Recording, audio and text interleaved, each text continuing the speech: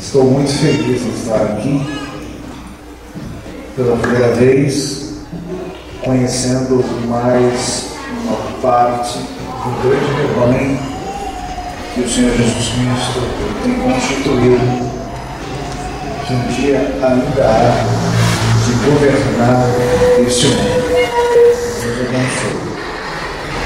Eu gostaria de, enquanto os irmãos abrissem as vossas Bíblias, no Evangelho segundo escreveu João, no capítulo 11, fazer aqui alguns agradecimentos de praxe. Eu quero primeiro agradecer a Deus, louvar-lhe por minha vida, pela saúde, pela família. Estou casado há 13 anos e meio. Tenho uma esposa maravilhosa, a senhora Elianai Ribeiro Batista Silva Pereira, um casal de filhos, Stephanie Silva Lourenço, de quase 10 anos já, e Victor Henrique Silva Lourenço, de 6 anos e meio. São as minhas joias preciosas que Deus tem me dado. E sempre quando eu estou viajando, pregando a palavra de Deus, a minha esposa manda algumas mensagens de SMS para mim, dizendo: amor, estamos com saudade, mas sabemos que você está fazendo a obra de Deus e estou orando por você. E isso é um estímulo, isso é um combustível, porque nós, seres humanos sociáveis, precisamos de estímulos fraternais e de calor humano. E nada melhor quando isso vem do seio da sua própria família. Eu louvo a Deus pela vida da minha família. Quero louvar a Deus também. Eu sou pastor comissionado pela Assembleia de Deus do Ministério do Ferreira, ligados à CGABD, Convenção Geral das Assembleias de Deus. Meu pastor presidente é o pastor Edgar de Souza Brito, um senhor já de mais de 80 anos. Um homem que eu costumo dizer que a pedagogia dele é o silêncio e a observação. E sempre quando ele se põe de pé em nossas reuniões, o ponto que ele fala serve de muita lição para nós. Quero louvar a Deus também pela vida do pastor Levi Ibarino. Deus abençoe. Muito obrigado. Deus abençoe o senhor. O pastor Levi Ibarino é o vice-presidente do ministério, amigo nosso. Nós estamos sob a orientação e a cobertura espiritual no Brasil deles. Louvo a Deus também pela vida do apóstolo Fred Bell. Foi onde eu conheci essa região também através dele, que é o apóstolo responsável, presidente mundial da Azusa Street Mission, que é a missão da Rua Azusa. Eu acredito que muitos dos senhores já ouviram falar sobre a história da Rua Azusa. Hoje ele é o atual pastor desta igreja. Ele deixa representantes ali na Rua Azusa. Como ele dirige a missão, ele sai pelo mundo pregando o Evangelho e falando que Jesus é bom. Deus nos usa para curar enfermos, expulsar os demônios. Isso é muito importante.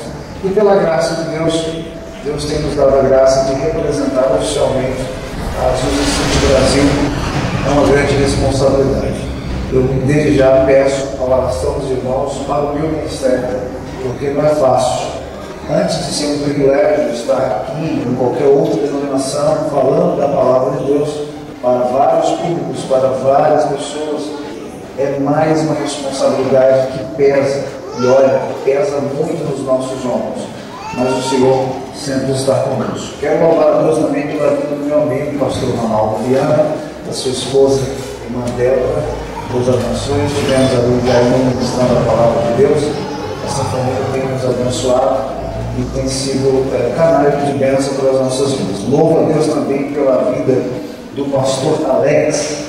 Conheci ali em Americana, nós conversamos um pouquinho, né? E o senhor me disse lá que ele realmente trabalhava com TI, me deixou o cartão. E o senhor sempre muito simpático. Aliás, eu gostei da sua oratória. Deus abençoe. Não talento nada. Deus abençoe ricamente.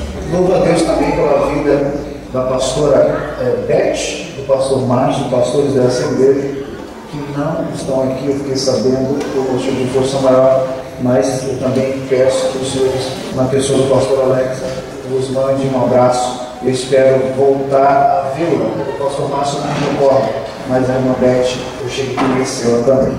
Amém, queridos? Então eu preciso fazer esses agradecimentos por questões de honra, porque a Bíblia diz: dê honra a quem tem honra. Quantos acharam o texto sagrado? Diga amém. Estava então enfermo um certo Lázaro de Betânia, aldeia de Maria e de sua irmã Marta. E Maria era aquela que tinha ungido o Senhor com unguento e lhe tinha enxugado os pés com seus cabelos, cujo irmão Lázaro estava enfermo. Mandaram-lhe, pois, suas irmãs dizer: Senhor, eis que está enfermo aquele que tu amas. E Jesus, ouvindo isso, disse: esta enfermidade não é para a morte, mas para a glória de Deus, para que o Filho de Deus seja glorificado por ela. Versículo 5. Ora, Jesus amava a Marta e a sua irmã e a Lázaro. Ouvindo, pois, que estava enfermo, ficou ainda 2 dias no lugar onde estava. Amém. Queridos irmãos, estamos perante um texto das Sagradas Escrituras que é um texto clássico. Clássico por quê? Porque os senhores já ouviram com certeza vários cantores, vários levitas louvarem sobre a ressurreição de Lázaro. Os senhores também já ouviram várias ministrações por pastores, por pregadores, sobre a ressurreição de Lázaro. Haja vista que Deus é o Deus dos milagres e que o Evangelho, distribuído nas pessoas dos evangelistas Marcos, Mateus, Lucas e João, fala de vários milagres que o Mestre fez, que o Mestre ele operou. A Bíblia fala, por exemplo, que o Mestre ele cospe no chão e, fazendo o lodo com o barro no chão, a saliva juntando-se, ele coloca nos olhos daquele homem e aquele homem passa a enxergar. E nós vamos olhando a tradição que já estava extra-toral, ou seja, não referia-se à Torá, mas era a tradição hebraica. Segundo os estudiosos, os escribas, o Messias, ele cuspiria no chão e faria o cego enxergar. E em Cristo Jesus, para que Deus revelasse o plano da salvação, e que aquele era o Cordeiro de Deus, prometido segundo as Escrituras, segundo os profetas, segundo a lei, os salmistas, ele realmente fez com que a própria tradição se cumprisse, a ponto do Mestre cuspir no chão, fazer o lodo e curar o cego. Mas mesmo assim, eles não acreditavam que aquele era o Messias. Alguns poucos acreditavam, mas os religiosos da época não acreditavam. Os senhores vão ver na Bíblia Sagrada que havia uma viúva numa cidade chamada Cidade de Naim, e ela havia perdido seu filho. E a Bíblia fala, aliás, Lucas registra isso, que uma multidão saía da cidade para fazer um cortejo de funeiro. E uma outra multidão entrava atrás do Mestre Jesus, que ia à frente. E quando aquelas duas multidões se encontram, e os dois principais protagonistas da narrativa de Lucas se encontram, o Mestre e a mãe do defunto, ele toca naquele defunto e ele ressuscita.